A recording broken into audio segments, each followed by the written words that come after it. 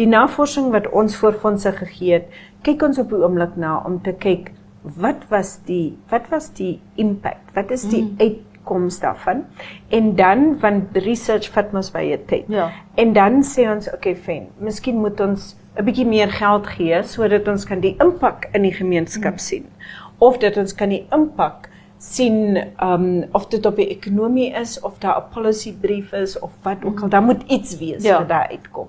Selfs in wat jy noem basiese navorsing, het jy ook iets wat uitkom, né? Dit is nie net 'n papier wat maar uitkom nie.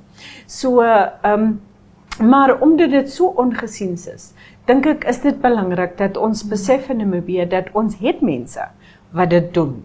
En ons moet hulle dan so nou en dan, moet ons hulle dan vereer en vir hulle sê, knap gedaan, of dit is die impak wat ons sien van jou werk. So ons probeer ook om meer visibility vir die navorsers te doen.